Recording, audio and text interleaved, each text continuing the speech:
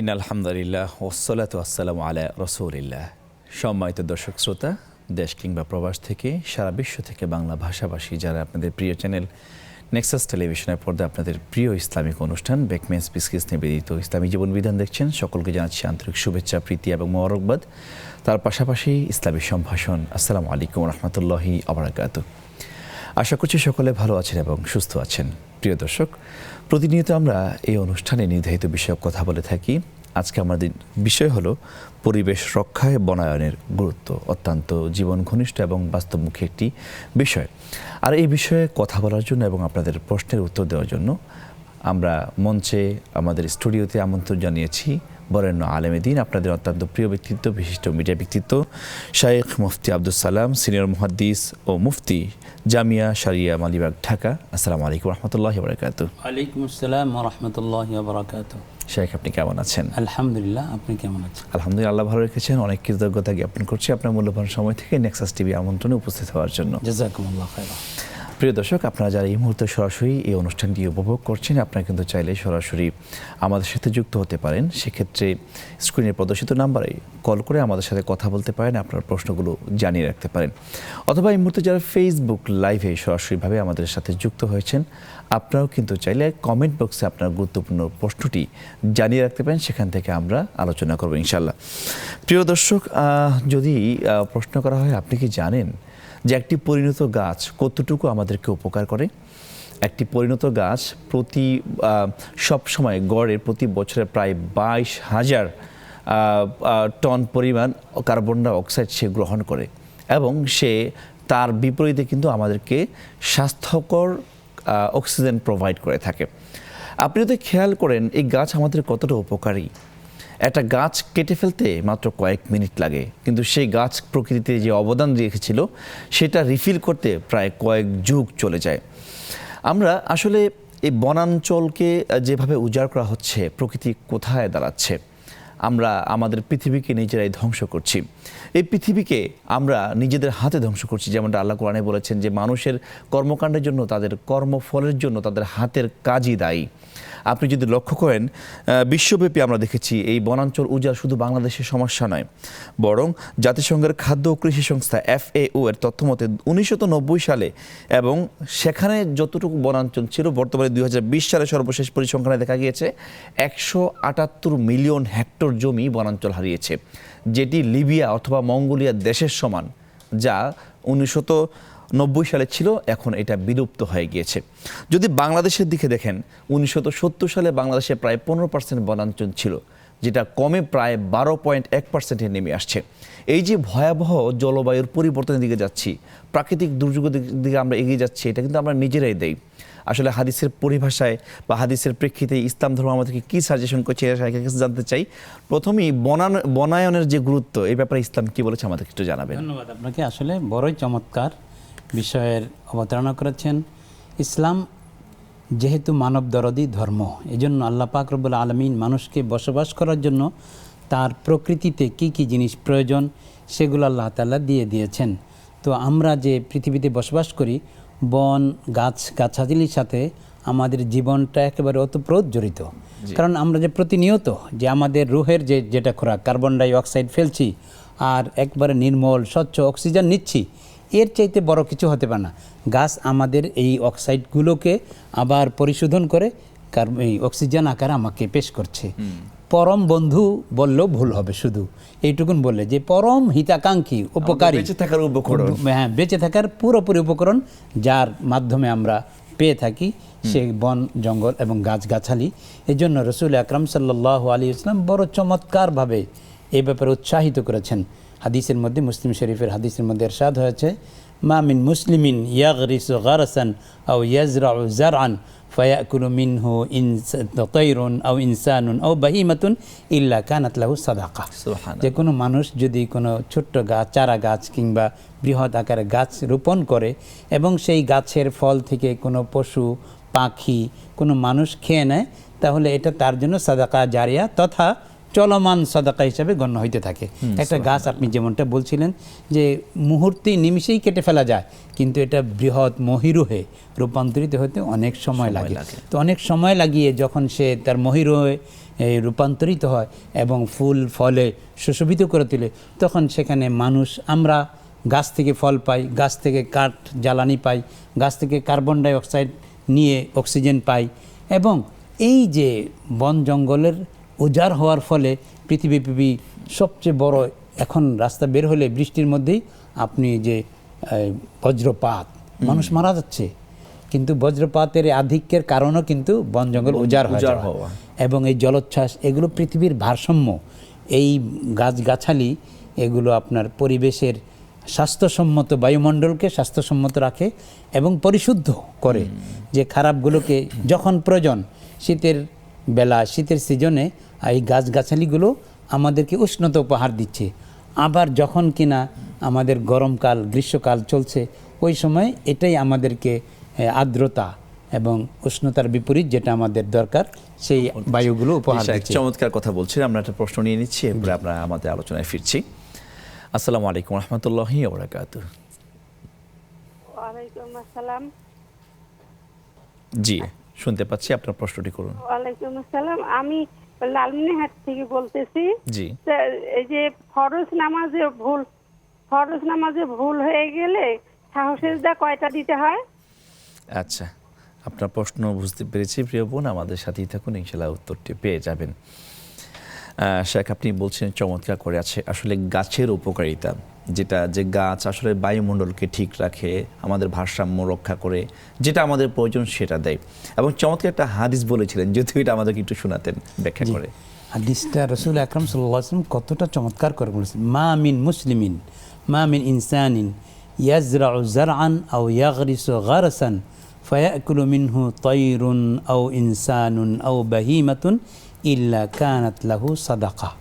যে কোনো মুমিন ব্যক্তি, কোনো মানুষ যদি গাছ রোপণ করে, বৃক্ষ রোপণ করে, এবং সেই বৃক্ষের ফল, সেই বৃক্ষের ফুল কোনো প্রাণী, কোনো পাখি, কোনো মানুষ ভক্ষণ করে, তাহলে ওই যে গাছ যিনি রোপণ করলেন তার আমল নামায় সাদাকা জারিয়া, অর্থাৎ চলমান সাদাকা। চলমান সাদাকা মানে কাজ করলেন একবার, কিন্তু এর অ্যাকাউন্ট এটা বন্ধ হচ্ছে না, হ্যাঁ, কন্টিনিউয়াসলি সব যাচ্ছেই। তো যেমন চলমান সাদাকা, এটা বিরাট ব্যাপার, যে ইন্না ইদা মাতাল ইনসান ইনকাতা আমালুহু ইল্লা মিন সালাসা সাদাকাতিন জারিয়া আও ইলমুন ইউনতাফাউ বিহি আও ওয়ালাদিন সালিহিন ইয়াদউ লাহু। আপনি মারা গেলে সব আমল বন্ধ হয়ে যায়, সাদাকা জারিয়া থাকে, ইলিম যা শিখিয়ে গেলাম সেটার ফায়দা থাকে, আবার নেক সন্তানের দোয়াগুলো থাকে। এই জন্য রাসূল আকরাম সাল্লাল্লাহু আলাইহি ওয়াসাল্লাম উদ্বুদ্ধ করেছেন। এবং বাইহাকি শরীফের একটা হাদিসের মধ্যে আছে যে কোনো ব্যক্তি যখন কোনো গাছ রোপণ করে, গাছ রোপণ করলে এই গাছ থেকে আল্লাহ তাআলার ফয়সালা অনুযায়ী হাজার হাজার ফল, এই বছর আম আসতো হাজার, আগামী বছর আম আসবে হাজার হাজার, এভাবে করে যত পরিমাণ ফল আসবে তত পরিমাণ সব ওই ব্যক্তির আমল নামায় আল্লাহ তাআলা দান করে থাকেন। এই জন্য কোনো প্রয়োজন ছাড়া বৃক্ষ নিধন, এটা ইসলামে সম্পূর্ণ নিষিদ্ধ। রাসূল আকরাম সাল্লাল্লাহু আলাইহি ওয়াসাল্লাম যুদ্ধের জন্য সেনাপতিদের পাঠাতেন, তখন তাদেরকে এই নির্দেশনা এটা দিতেন যে খবরদার কোনো শিশুকে হত্যা করবে না, কোনো নারীকে হত্যা করবে না, কোনো ফলবান বৃক্ষ কাটবে না, খবরদার। হ্যাঁ, তো রাসূল সাল্লাল্লাহু আলাইহি ওয়াসাল্লাম কতটা পরিবেশবাদী, হ্যাঁ, বান্ধব ছিলেন, শুধু তার এই ছোট্ট এই কথাটার মধ্যেই বোঝা যায় যে খবরদার কোনো গাছ, বিশেষ করে ফলদায়ক গাছ, সেগুলো কাটবে না, শস্যভূমির উপর দিয়ে যেন না হাঁটে, সেটা এটা বলছেন। এবং ওই যে ইস্তেঞ্জা করে ছোট আমরা রাস্তার পাশে বসে যাই, বলছে যে তোমরা ছায়াদার ফলদার গাছের নিচে আমাদের বাচ্চাদেরকে পড়িয়ে দেওয়া হয়। হ্যাঁ, যে এর মানে হলো যে যেই গাছ ফল দিচ্ছে, এভাবে যদি আপনিও সেখানে মূত্র ত্যাগ করেন, তাহলে এটা পরিশেষে এটা শেষ হয়ে যাবে, যে এর মধ্যে যে ইউরিয়া বা ভালো খারাপ কিছু আছে, ওটার দ্বারা গাছ শুকিয়ে মরে যাবে। তো মানুষ এবং প্রকৃতি, শুধু মানুষই গাছের উপর নির্ভর তা না।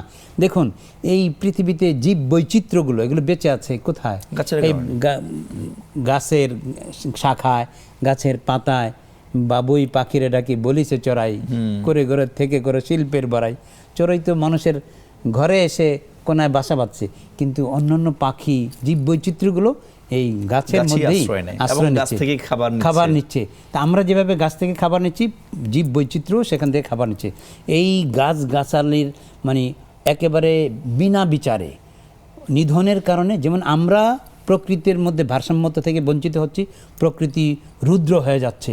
আমি আপনাকে যে রাগিয়ে তুললে আপনার যেমন কেমন লাগবে, তো প্রকৃতি যেন রেগে যাচ্ছে, যার কারণে জলোচ্ছ্বাস আসছে, ঘন ঘন ঘন ঘন বজ্রপাত হচ্ছে, ঘন ঘন আপনার এমনভাবে বৃষ্টি হচ্ছে যে বৃষ্টিকে রোধ করার যে এই গাছগাছালি কী জন্য? আসলে গাছগাছালি হলো যে বৃষ্টি হলে এই গাছগুলো বৃষ্টির মাধ্যমে ইউরিয়া নিয়ে তার গোড়ার মধ্যে এগুলো জন্মায়, জমিয়ে রাখলে পরে এরপরে সেই জায়গাটা একেবারে উর্বর হয়ে যায় এবং একটা গাছকে কেন্দ্র করে ওই জায়গায় আরও হাজার হাজার গাছ উৎপন্ন হইতে থাকে, তার থেকে বীজ পড়ে এইভাবে করে। এবং পৃথিবীর আপনার যে উদ্ভিদ জগৎ আছে সেই উদ্ভিদ জগতের 25 ভাগই হলো গাছগাছালি কেন্দ্রিক। তো গাছগাছালির মাধ্যমে আমরা কতটা উপকৃত হচ্ছি। এবং রসুল আকরাম সাল্লাল্লাহু আলাইহি ওয়াসাল্লামের সর্বশেষ একটা হাদিস, সেটা হলো ইদা কামাতিল সাআহ কামাতিল কিয়ামা ওয়া ফি আইদি আহাদিকুম ফাসিলাতুন সুম্মা ইসতাতাআ আন লা ইয়াকুমা ইল্লা আন ইয়াজরাআহা ফালইয়াফআল, যে তোমাদের কারো হাতে যদি একটা চারা গাছ থাকে আর কিয়ামত হয়ে যাচ্ছে, তুমি দাঁড়ানোর আগেই সেটা কিয়ামত হয়ে যাক, দাঁড়ানোর আগে রোপণ করে এরপরে কিয়ামতের অপেক্ষা করো। চমৎকার একটা হাদিস শোনালেন। প্রিয় দর্শক, এতক্ষণ ধরে আপনারা উপভোগ করছেন নেক্সাস টেলিভিশনের পর্দা আপনাদের প্রিয় অনুষ্ঠান বেকমেন্স বিস্কিটস নিবেদিত ইসলামী জীবন বিধান। সময় হয়েছে ছোট্ট একটি বিরতির, ফিরছি কিছুক্ষণ পর। আসসালামু আলাইকুম রহমতুল্লাহি ওয়া বারাকাতুহু। প্রিয় দর্শক, বিরতির পর স্বাগত জানাচ্ছি। আপনারা উপভোগ করছেন বেকমেন্স বিস্কিটস নিবেদিত ইসলামী জীবন বিধান। আমরা মূলত বনায়নের গুরুত্ব নিয়ে আলোচনা করছিলাম, বৃক্ষরোপণ কতটা গুরুত্বপূর্ণ। তারই মাঝে আপনাদের অনেকের প্রশ্ন জমা হয়েছে। প্রথম প্রশ্নটি করছেন আমাদের এক প্রিয় বোন, সে কাছে সরাসরি জানতে চাই। প্রিয় বোন বলেছেন যে ফরজ নামাজে যদি ভুল হয় সেক্ষেত্রে কয়টি সাহু সিজদা দেওয়া লাগবে? সাহু সাজদা মানে হলো দুইটি। যে কারো যদি ভুল বলতে এমন ভুল যে ফরজ যদি ছুটে যায় তাহলে এটা সাজদায় সাহুর মাধ্যমে প্রতিবিধান হবে না, বরং কোনো ওয়াজিব যদি ডিসপ্লেস হয়ে যায় অথবা ওয়াজিব বাদ পড়ে যায় কিংবা ওয়াজিব পুনঃ আদায় হয়ে যায়, যেই কাজটা ওয়াজিব ছিল, যেমন কথার কথা প্রথম বৈঠক এটা ওয়াজিব, তা আমি প্রথম বৈঠক 2 বার করে ফেললাম, অথবা প্রথম বৈঠকের পরে তাড়াতাড়ি দাঁড়িয়ে যাওয়া দরকার ছিল, আমি দাঁড়িয়ে না গেলে প্রথম বৈঠকের পরে আত্তাহিয়াতেও পড়লাম, আবার দুরূদ শরীফও পড়ে ফেললাম ফরজ নামাজের মধ্যে, তাহলে একাকি এমনটা করলে তাকে সেজদা সাহু করতে হবে। সেজদা সাহু ডান দিকে সালাম ফিরিয়ে 2 বার সেজদা করতে হয়, একটি সেজদা আদায় করলে সেজদা সাহু হবে না। শায়েখ, জীবন ঘনিষ্ঠ কয়েকটি প্রশ্ন অনলাইনে এসেছে। সেটা হচ্ছে একটা, কোনো স্ত্রী যদি দেবর সাথে দেখা করতে না চায় কিন্তু শাশুড়ি যদি বলেন না, ও আমার ছেলে, আমার পরিবারের সাথে চলতে হবে, যৌথ ফ্যামিলিতে, এক্ষেত্রে দেখা যায় যে শাশুড়ির সাথে কনফ্লিক্ট হয়ে যায়, আবার স্বামীর সাথে একটা শাশুড়ি কনফ্লিক্ট হয়ে যায়। এই যে পারিবারিক একটা দ্বন্দ্ব, এক্ষেত্রে আসলে পরিবারের বিরোধিতা করা যাবে কিনা, বা ফ্যামিলির অবস্থান বা স্ত্রী পুত্রবধূর অবস্থান কি হবে তখন? দেখুন, আসলে অনেকেই যারা পর্দা করতে চান, মা বোনেরা, তারা এই ইসলামী নয় এমন পরিবারে গিয়ে নিজেরকে ভিমরি খেয়ে পড়েন যে আমি তো আল্লাহকে রক্ষা করতে পারছি না, আল্লাহ সন্তুষ্টি অর্জন করতে পারছি না। তখন দেখা যায় শাশুড়ি যে কথা বললেন যে আমার ছেলে তুমি দেখা করবে না কেন, শাশুড়ি এটা বুঝতেছেন না। পর্দার কথা রাসূল সাল্লাল্লাহু আলাইহি ওয়াসাল্লাম যখন সতর্ক করছেন স্ত্রীদেরকে, মহিলাদেরকে, তখন কোনো একজন বলে ফেললো, ইয়া রাসূলুল্লাহ আরাইতাল হামওয়া, যে দেবর, তার সাথে দেখা করার বিষয়টা। নবীজি বললেন, হায় হায়, আল হামু আল মউত, তুমি যেভাবে মৃত্যু থেকে বেঁচে থাকো দেবর থেকে অবশ্যই বেঁচে থাকবে। তাহলে যেখানে কথাটা রাসূল সাল্লাল্লাহু আলাইহি ওয়াসাল্লাম কত গুরুত্বের সাথে বললেন, সেখানে হ্যাঁ, মৃত্যু থেকে মানুষ যেভাবে ফিররা মিনাল আসাদ, দেবর থেকে সতর্ক থাকতে হবে। আমরা একটা প্রশ্ন নিয়েছি। আসসালামু আলাইকুম রহমতুল্লাহি ওয়া বারাকাতুহু। ওয়ালাইকুম সালাম ওয়া রাহমাতুল্লাহি ওয়া বারাকাতুহু। ভাইয়া, সম্মানিত শাইখের কাছে আমার 2টো কোয়েশ্চেন আছে। জি। আমার ফার্স্ট কোয়েশ্চেন, যে আমি প্রতি শুক্রবারে সূরা কাহাফ আমি পুরোটাই তেলাওয়াত করি, কিন্তু আমার সাময়িক একটু চোখের সমস্যার জন্য আমি তেলাওয়াত করতে গিয়েও করতে পারলাম না, মানে একটা আয়াতও তেলাওয়াত করতে পারলাম না, চোখের মানে জটিল একটা সমস্যার কারণে। তাহলে কি আমি সেই সওয়াবটা পাবো রব্বুল আলামিনের কাছে? আচ্ছা, জি। আপনার দ্বিতীয় প্রশ্ন? আর আমার সেকেন্ড কোয়েশ্চেন হচ্ছে যে আমি মানে আমারই এলাকার একজন অসহায় বিধবা মহিলা, মিডিল ক্লাসে বিলং করেন উনি, তো কোনো রিচ ফ্যামিলিতে উঠা বসা করেন, তো ওখানে গেলে পারে হঠাৎ করে মানে মানে ওই ফ্যামিলি থেকে তাকে বলা হলো যে সে আসার কারণে তাদের নাকি ইনকাম বন্ধ হয়ে যায়, তাদের সবকিছু নষ্ট হয়ে যায়, তার বাবা 3 দিন পরে মারা গেছে, মানে মানে সেই মিডল ক্লাস ফ্যামিলি হাউস ওয়াইফের কারণ। তো তাকে যেতে নিষেধ করে দেয়। তাহলে কি ইসলাম কি বলছে? তাহলে কি তাদের সঙ্গে সম্পর্ক রাখা ঠিক হবে? ডাইরেক্ট তাকে না করে দেওয়া হয়েছে। জি, আপনার স্যার, প্রশ্নগুলো একটু বুঝতে বলবেন। পেরেছি ইনশাল্লাহ। আসসালামু আলাইকুম। আপনার আমাদের সাথে থাকুন, ইনশাল্লাহ উত্তর পেয়ে যাবেন। শায়েখ, পরপর দুটি প্রশ্ন এসেছে, সম্ভবত আপনি শুনেছেন, তারপর বলছি।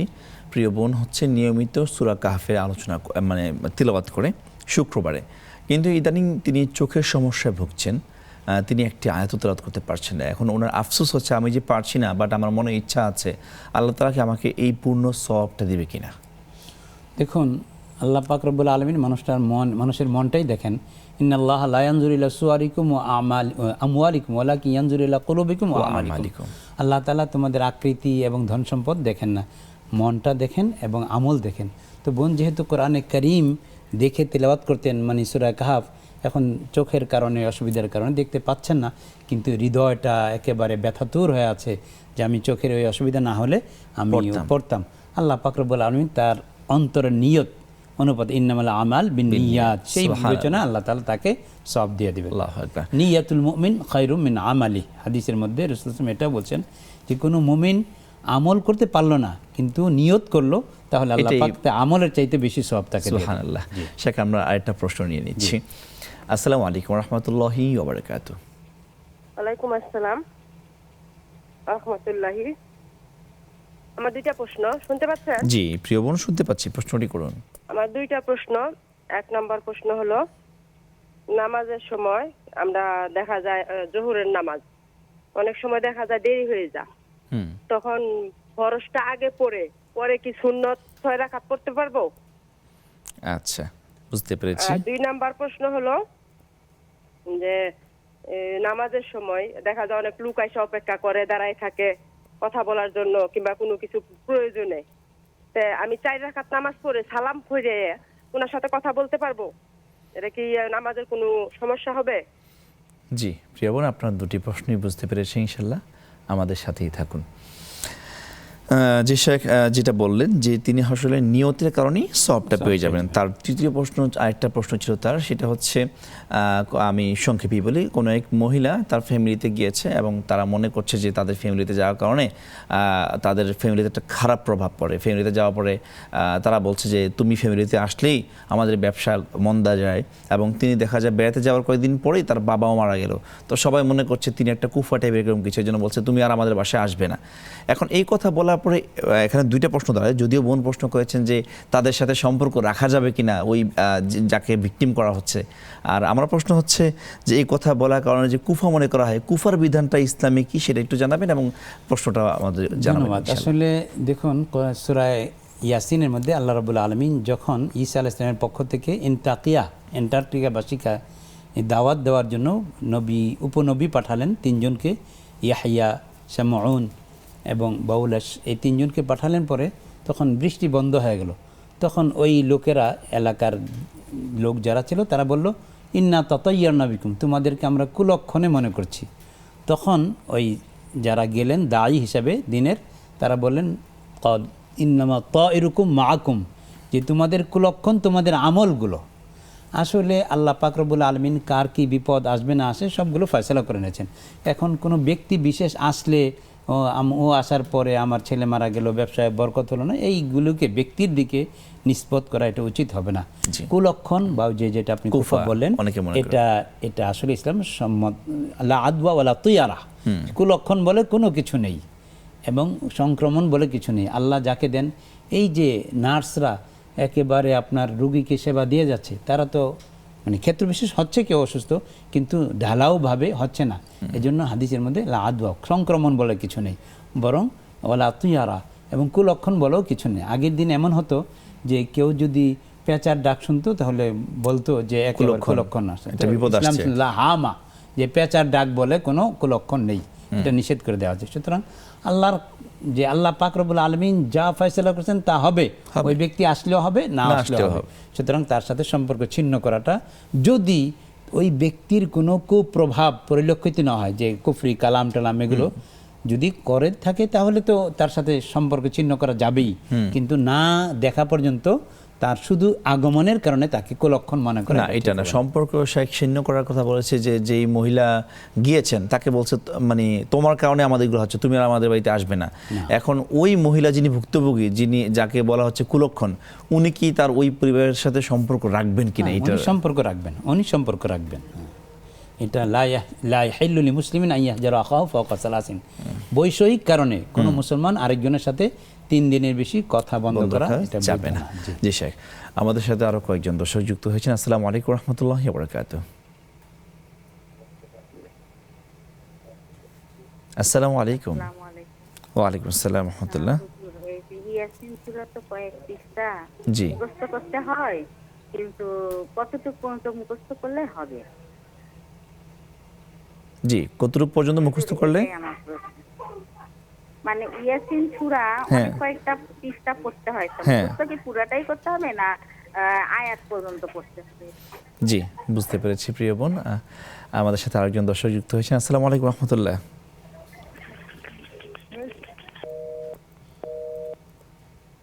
সম্ভবত ডিসকানেক্টেড হয়ে গিয়েছে। প্রিয় দর্শক, আপনারা এতক্ষণ ধরে উপভোগ করছেন ব্যাকমেন্স নিবেদিত ইসলামী জীবন বিধান। আমরা যাচ্ছি ছোট্ট একটি বিরতিতে, ফিরছি কিছুক্ষণ পর। আসসালামু আলাইকুম রহমতুল্লাহি ওয়া বারাকাতুহু। প্রিয় দর্শক, বিরতির পর আবারও স্বাগত জানাচ্ছি। আপনারা উপভোগ করছেন ব্যাকমেন্স বিস্কিটস নিবেদিত ইসলামী জীবন বিধান। আপনাদের প্রশ্নগুলো নিয়ে পর্যালোচনা করছিলাম। এ পর্যায়ে আমরা পরবর্তী প্রশ্নে চলে যাচ্ছি। শায়েখ, পরবর্তী প্রশ্ন হচ্ছে, আমাদের এক বোন প্রশ্ন করেছেন যে অনেক সময় মা বোনদের কাজ করতে দেরি হয়ে যায়, যার কারণে জোহর নামাজটা দেখা যায় একবারে শেষ সময়ে পড়েন। তো সময় নিয়ে যখন সন্দেহ থাকে যে কত সময় বাকি আছে বা খুবই অল্প সময় আছে, এই সন্দেহে ফরজ নামাজটা আগে পড়ে এরপরে যদি বাকি যত আগের সুন্নতটা পরে সুন্নত সব মিলিয়ে পড়তে পারবেন কিনা? দেখুন, আসলে নামাজের ব্যাপারে এমনটা উদাসীন থাকাই উচিত নয়, কারণ হাদিসের মধ্যে আউয়াল ওয়াক্তে নামাজ পড়ার ওয়াসারিউ ইলা মাগফিরাতিম মির রাব্বিকুম আল ওয়াক্তুল আউয়ালু রিদওয়ানুল্লাহ, যে নামাজের ওয়াক্ত হয়ে গেলে নামাজের প্রতি যারা যত্নবান হয় তাদেরকে আল্লাহর সন্তুষ্টি তাদের উপর নাজিল হয় এইভাবে। আর শেষ বেলা যে মালিক দিচ্ছে না তারপরে কোনো রকম অনুমতি নিয়ে তাড়াতাড়ি পড়ে ফেললেন, আল ওয়াক্তুল আখিরু আফুল্লাহ, শেষ ওয়াক্ত হলে আল্লাহ তাআলা মাফ করে দিবেন। তো এই জন্য আসলে দুনিয়ার কাজের মধ্যে থাকার কারণে নামাজকে বিলম্বিত করা এটা কখনোই উচিত না। ফাওয়াইলুল লিল মুসাল্লিন আল্লাযীনা হুম আন সালাতিহিম সাহুন, এর মানে হলো যে দুনিয়ার কাজকর্মে লিপ্ত থাকার কারণে যারা নামাজ আদায়ে গাফেল থাকে তাদের জন্য এই সতর্কতা আল্লাহ তাআলা দিয়েছেন যে তাদের দুজকে যেতে হবে, নাউজুবিল্লাহ। তো এই জন্য বোন এমনটা না করাই উচিত। তবুও যদি কাজের ভিড়ে মানে হয়ে যায় প্রতিদিন না, মাঝে মাঝে এরকম মাঝে যদি তীব্র হয়ে যায়, ব্যস্ততা থাকলে, হ্যাঁ, তখন সন্দেহ থাকলে আগে ফরজ পরে এরপরে সুন্নতগুলো পরে নিতে পারবেন, কোনো সমস্যা নেই। জি শেখ, একইভাবে তিনি প্রশ্ন করেছেন যে অনেক সময় দেখা যায় আমরা এশার নামাজটা পড়বো, ফরজ পড়বো, উইত্র পড়বো, সুন্নত পড়বো, মাঝখানে কেউ একজন আসছে কথা বলার জন্য বা কিছু জিজ্ঞাসা করার জন্য। এখন নামাজের মুসল্লা থেকে উঠে গিয়ে তার সাথে দীর্ঘক্ষণ কথা বলবো বা কিছুক্ষণ কথা বলে আবার ব্যাক করলে আসলে এই যে একটা ধারাবাহিকতা নামাজের, যে ফরজ পড়লাম, সুন্নত পড়বো বা বাকিগুলো আদায় করবো, এই ধারাবাহিকতা নষ্ট হবে কিনা? অবশ্যই নষ্ট হবে। কারণ হলো হাদিসের মধ্যে আছে যে ইন্নাকুম ফিস সলাতি মান তাযুতুমুস সালাহ ওয়া ইন্নাল মুসাল্লি বাদামা সাল্লা, সালাত আদায়ের পরে মুসল্লি যখন বসে থাকে ফাতাকুলু লাহুল মালাইকা, তার জন্য ফেরেশতারা বলতে থাকে আল্লাহুম্মা আগফির লাহু আল্লাহুম্মা আরহামহু, যে সে আল্লাহ তাকে মাফ করুন, তাকে রহম করুন, মা লাম ইউহদিস, তার দুনিয়ার অবস্থা, অপবিত্র অবস্থা, হ্যাঁ, এগুলো আসার আগ পর্যন্ত। তার মানে বোঝা যাচ্ছে যে এই ধারাবাহিকতা ক্ষুণ্ণ হয় এমন কাজ মাঝখানে। অনেক হাদিসের মধ্যে এটাও আছে যে লা ইউহাদ্দিসু বাইনাহুমা বিশাইইন মিন কালামিন নাস, যে লা ইয়াতাকাল্লামু বাইনাহুমা বিশাইইন, যে 2-4 রাকাত পড়বে, এই 2 রাকাতের পরে মাঝখানে দুনিয়াবি কোনো কথা বলে নিবে না। কথা বললে ওই যে একটা রুহানি কানেকশন, এটা ডিসকানেক্ট হয়ে যায়। এই জন্য কথা পরে বলতে পারবো ইনশাআল্লাহ, অথবা বলতে পারেন আমি নামাজে আছি পরে আসি, হ্যাঁ, এভাবে বলে দিতে পারেন। কিন্তু দুনিয়ার এই কথাবার্তা বলে নামাজের এই ব্যাঘাত ঘটানো উচিত হবে না। আমাদের সাথে প্রায় 3 জন দর্শক যুক্ত হয়েছেন। আসসালামু আলাইকুম রহমতুল্লাহি ওয়া বারাকাতুহু। ওয়ালাইকুম আসসালাম রাহমাতুল্লাহ। হ্যালো, জি প্রিয় বোন, শুনতে পাচ্ছি, আপনার প্রশ্নটি করুন। জি, আমি যে প্রশ্ন করতে চাচ্ছি যে কুফরি কালামের কথা যেটা বললেন, জি সেটা কি মানুষ দূর থেকে কি করতে পারে নাকি খাওয়া দাওয়ার মাধ্যমে করে? এগুলো আমরা তো জানি না, ওই জন্য সতর্কতা অবলম্বনের জন্য। কেননা অনেক আত্মীয় স্বজনই তো আছে, আবার প্রতিবেশীও আছে, কে কেমন তা তো বলতে পারবো না। এইটা সতর্কতা অবলম্বনের জন্য বলছি। মানে ওরা কি খাওয়ার মাধ্যমে করে নাকি মানে দূর কোন থেকেও করা পদ্ধতিতে যায়? কুফরি কালাম করে এটা জানতে চাচ্ছেন, তাই তো? জি, ঠিক জি, আছে, জি, কোনো আমরা সমস্যা নেই, আমরা আলোচনা এগুলো করব। জানি না তো আমরা, হ্যাঁ, সতর্ক থাকার জন্য। জি জি। ধন্যবাদ। আমাদের সাথে থাকুন। আমাদের সাথে আরেকজন দর্শক যুক্ত হয়েছেন। আসসালামু আলাইকুম রহমতুল্লাহ বারাকাতুহু। হ্যালো, আসসালামু আলাইকুম। ওয়ালাইকুম আসসালাম রহমতুল্লাহ বারাকাতুহু। প্রিয় বোন, প্রশ্নটি করুন। আমার প্রশ্ন হচ্ছে, আমি 13 তারিখ সফর মাসের 13 তারিখে রোজা ছিলাম, হুম কিন্তু হঠাৎ করে 6:15 যখন বাজে তখন আমার বমি হয়ে গেল। তো বমিটা শুধু পানি উঠেছে আর অন্য কিছু না। তো রোজাটা আমার হবে না আর একটা রোজা করতে হবে? বুঝতে পেরেছি আপনার প্রশ্ন। আমাদের সাথে থাকুন, ইনশাল্লাহ আমরা পর্যায়ক্রমে আপনার উত্তরটি দিব। আমাদের সাথে আরেকজন দর্শক যুক্ত হয়েছেন। আসসালামু আলাইকুম রহমতুল্লাহ। দুঃখিত, লাইনটি ডিসকানেক্টেড হয়ে গিয়েছে। আমরা পরবর্তী প্রশ্নে চলে যাচ্ছি। শেখ যেটা বলছিলেন যে নামাজের মাঝখানে আসলে কথা বলাটা উচিত না, কেউ যদি আসে শুধুমাত্র তাকে জানিয়ে দেওয়া যে একান্ত নেহাত যা না বললেই নয়, সেটা বলতে পারবেন, কিন্তু দুনিয়ার যে কথাটা নামাজ পড়ার পরেও সুযোগ আছে সেটা তাকে বলে পরে দেওয়া বলবো। যে আমি নামাজ পড়িনি, পরে কথা বলবো। জি। যে আমাদের আরেক বোন প্রশ্ন করেছেন যে অনেকেই তো সূরা ইয়াসিন মুখস্থ করে, কেউ বলে যে আমাদের মা বোনেরা আমল করে যে 1 মুবিন 2 মুবিন মুখস্থ করে এইভাবে। আসলে বলেন যে আসলে কি এইভাবে আয়াত মুখস্থ করাটা জরুরি বা কতটুকু মুখস্থ করলে হবে? আসলে মুখস্থের ক্ষেত্রে এই যে মুবিন এটা আমাদের একটা প্রচলিত সমাজের ধারা। মুবিন মুখস্থ করলেই যে একটা বিশেষ ফায়দা হবে তা না। যতটুকু না আমি পারি, আলহামদুলিল্লাহ, কোরআনে কারিম যার দিলে আছে, যেই অন্তরে কোরআন আছে সেই অন্তরকে জাহান্নামের আগুন স্পর্শ করতে পারবে না। সেই নিয়তে সূরা ইয়াসিনের আজকে 5টি আয়াত, পরের দিন আরো 5টি আয়াত, এইভাবে করে করে মুবিন মিলাইতে হবে, এমন জরুরি কিছু না। নিয়মিত মুখস্থ ধারাবাহিকতা ঠিক রাখতে হবে। আরেক বোন বলেছেন যে কুফরি কালাম তো অনেকে করে, কিন্তু আমরা আসলে কিভাবে সতর্ক থাকবো? কুফরি কালামটা কি খাবারের মাধ্যমে করে নাকি দূর থেকে করে? আমরা একজন মুসলমান, সচেতন মুসলমান, কিভাবে এটা থেকে দূরে থাকতে পারবো? বড় চমৎকার প্রশ্ন। আসলে এই জন্যই রাসূল আকরাম সাল্লাল্লাহু আলাইহি ওয়াসাল্লাম কিছু রুকিয়া এবং কিছু দোয়া পরে নিজেও আমল করতেন এবং বাচ্চাদের যদি সম্ভব হতো তাদেরকে শিখিয়ে দিতেন।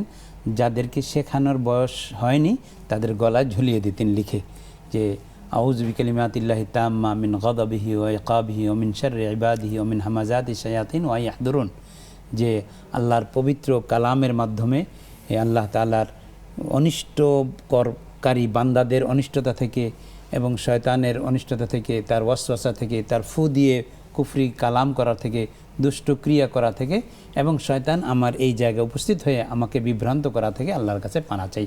রাসূল সাল্লাল্লাহু আলাইহি ওয়াসাল্লাম এগুলো খুব বেশি করে পড়তেন। হাসান হুসাইন রাদিয়াল্লাহু আনহুমা কোনো এই জাতীয় কোনো অসুবিধায় পড়লে নবীজি সাল্লাল্লাহু আলাইহি ওয়াসাল্লাম আউযু বিকালিমাতিল্লাহি তাম্মা মিন শাররি কুল্লি শাইতানিন ওয়া হাম্মা ওয়া মিন কুল্লি আইনিন লাম্মা, এগুলো পরে তাদেরকে ফু দিতেন।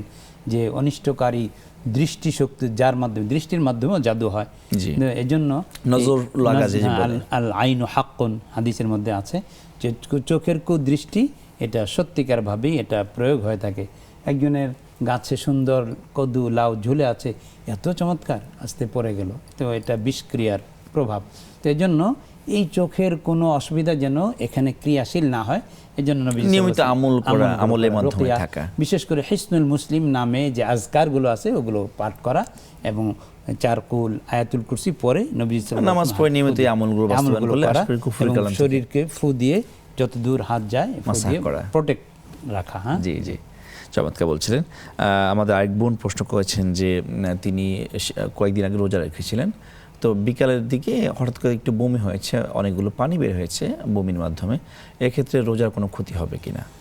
শুধু পানি বের হলে ক্ষতি হবে না, মুখ ভরে যদি কোনো খাবার ইত্যাদি বের হয়ে যায় তাহলে মুখ ভরে মিল আল ফাম, মুখ ভরে বমি হলে তখন ওটা রোজাটা ভেঙে যাবে, তিনি আবার আরেকটা কাজা করে নেবেন। আর শুধু পানি বেরিয়েছে, তিতা পানি, এটা তার পাকস্থলী কোনো সমস্যার কারণে, এর দ্বারা রোজা ভঙ্গ হবে না। যে সেটা আমরা বনায়ন নিয়ে যে কথাগুলো বলছিলাম, একটা গুরুত্বপূর্ণ বিষয় হচ্ছে ইচ্ছাকৃতভাবে যদি মুখ ভরে বমি হয়, ইচ্ছাকৃতভাবে। জি, আমরা তো বনায়ন নিয়ে কথা বলছিলাম।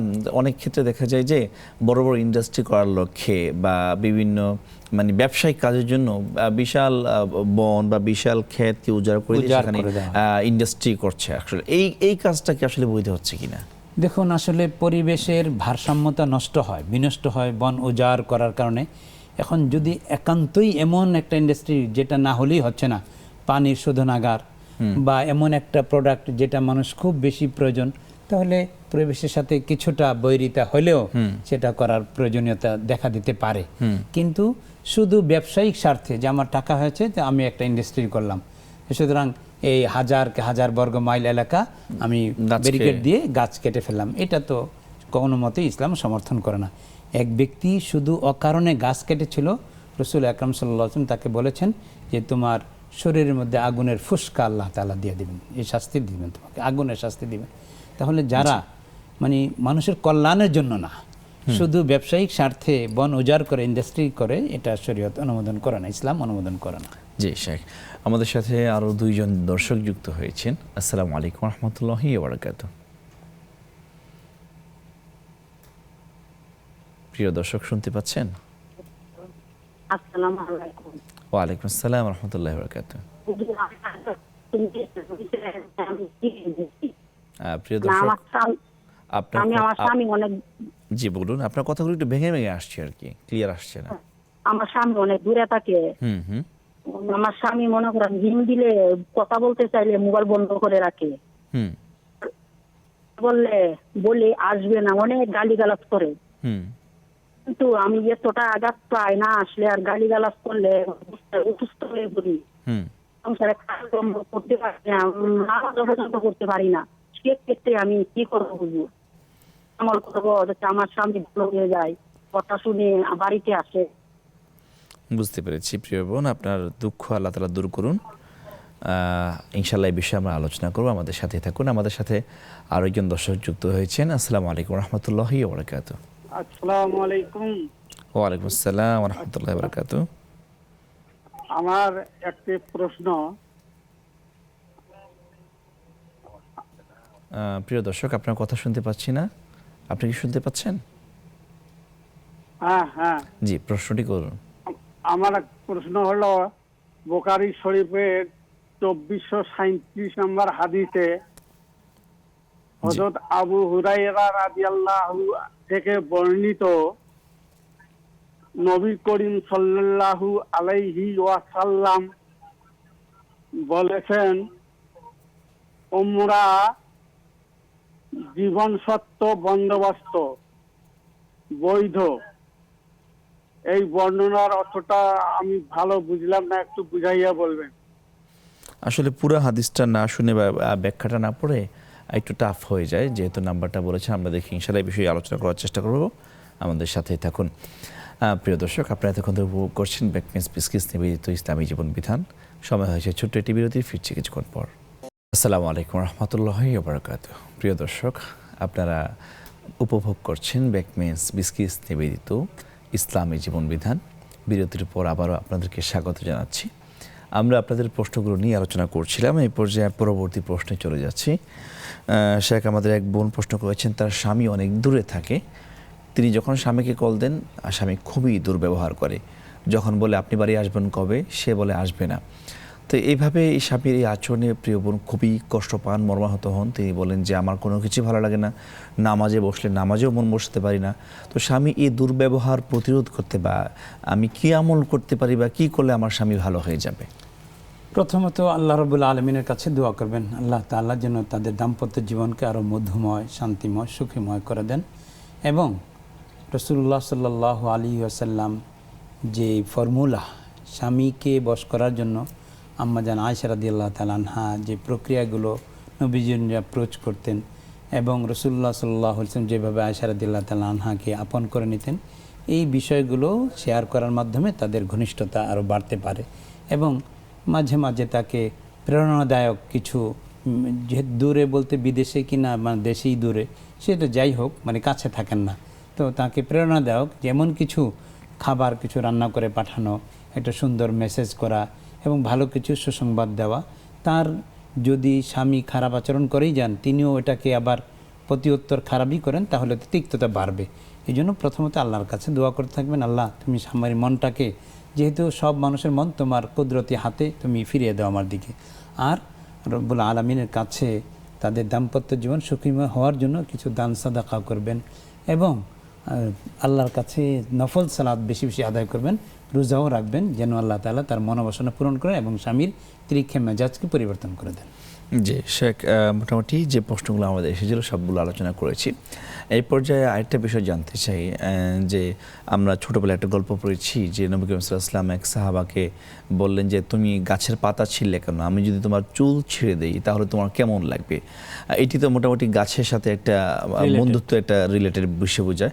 আসলে হাদিসটি কতটুকু সত্যি, বা এর দ্বারা যদি কি অপ্রয়োজনে গাছের পাতা ছিঁড়ে কোনো গুনাহ হবে কিনা?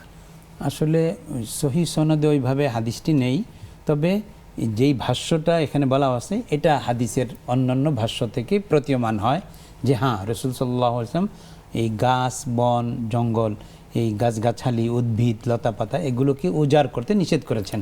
কারণ এটা উজাড় করার মানে হলো মানুষের জন্য কল্যাণ দানকারী, মানুষের জন্য ভালো কিছু বয়ে আনে যা, সেটাকে উজাড় করে দিলেন। তো একজন মানুষের, হাদিসে রাসূল সাল্লাল্লাহু আলাইহি ওয়াসাল্লাম ইরশাদ করেছেন খায়রুন নাস মান ইয়ানফাউন নাস, যে যার দ্বারা মানবতার কল্যাণ হয় সে হলো সবচেয়ে উত্তম মানুষ।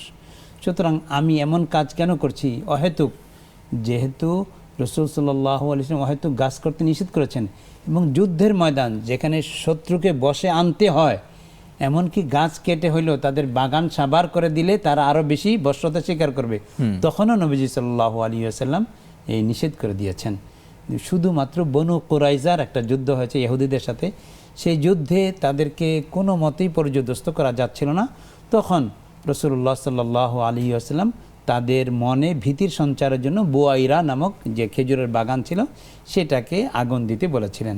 তো এটাও সাময়িক যুদ্ধের কৌশল হিসেবে, এবং এতে অনেক সাহাবী বললেন যে এটা ঠিক হলো কি হলো না, যেহেতু আগের নির্দেশনা ছিল গাছ ফলদায়ক বৃক্ষ, ফলবান বৃক্ষ কাটা যায় না, তো এটা ঠিক হলো কি হলো না, দ্বিধাদ্বন্দ্বে ভুগছিলেন, হেজিটেশন ছিল।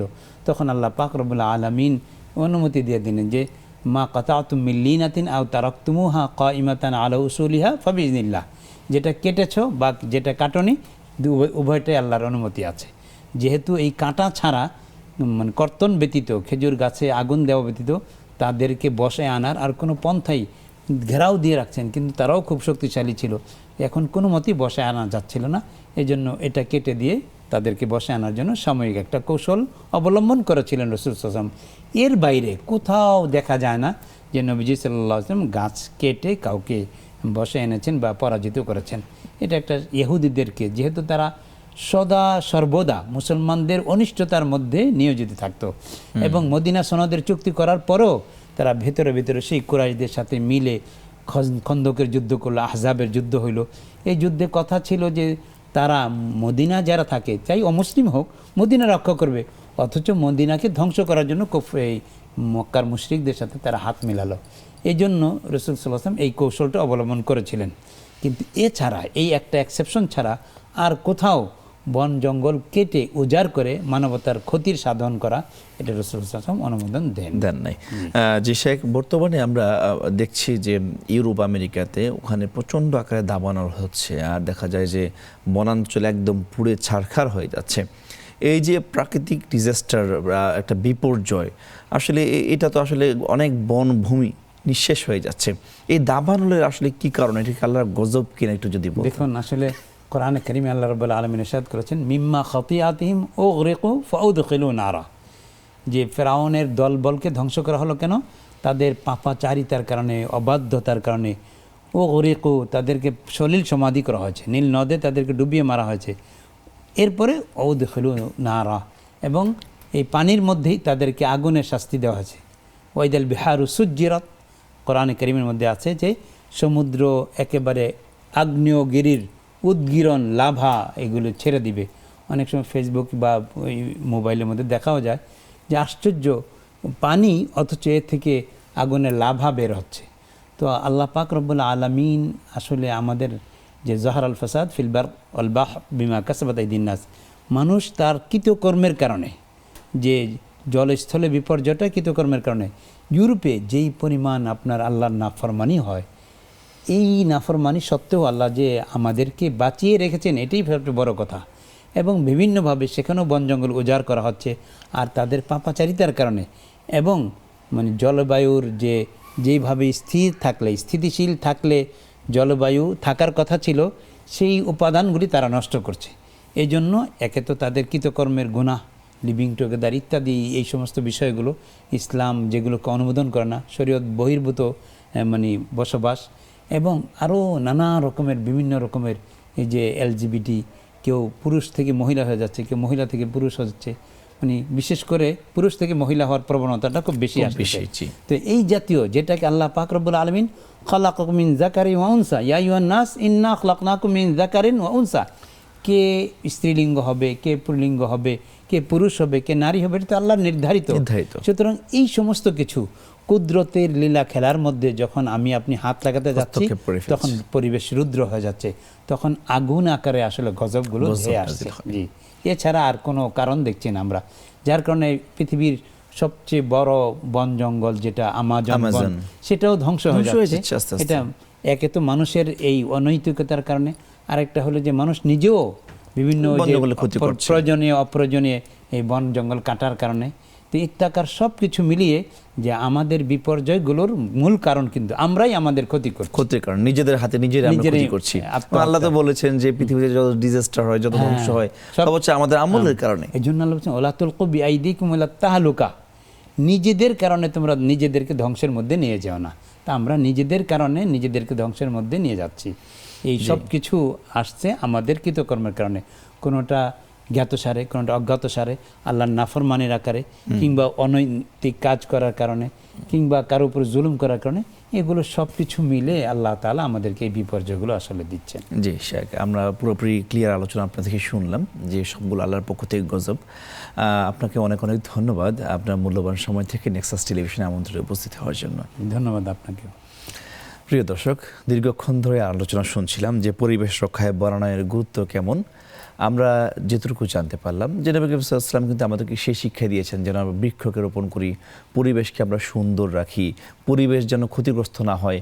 যুদ্ধের ময়দানেও এমন কঠিন নিয়ম কিন্তু তিনি রক্ষা করেছেন যেন কখনো শস্যক্ষেত্র বা কোনো বৃক্ষ যেন ক্ষতিগ্রস্ত না হয়। কিন্তু আমরা অহরহই আমাদের পরিবেশকে ধ্বংস করছি, বায়ুমণ্ডলকে ধ্বংস করছি, আমাদের বাসযোগ্য এই পৃথিবীকে বাসের অনুপযোগী করে তুলছি। সবগুলো দায়ভার আমাদেরই, এগুলো আমাদের পাপেরই কৃতকর্ম। তাই চলুন আমরা পাপ থেকে বাঁচি, আমরা বৃক্ষরোপণ করি, সুন্দর পৃথিবীকে আবারও আগের জায়গায় ফিরিয়ে নেই। প্রিয় দর্শক, এতক্ষণ ধরে যারা উপভোগ করছেন, অনুষ্ঠানের একেবারে শেষ পর্যায়ে বিদায় জানাতে হচ্ছে। আপনাদের সকলের সুস্বাস্থ্য কামনা করে আমি এখানেই বিদায় নিচ্ছি। আসসালামু আলাইকুম ওয়া রাহমাতুল্লাহি ওয়া বারাকাতুহু।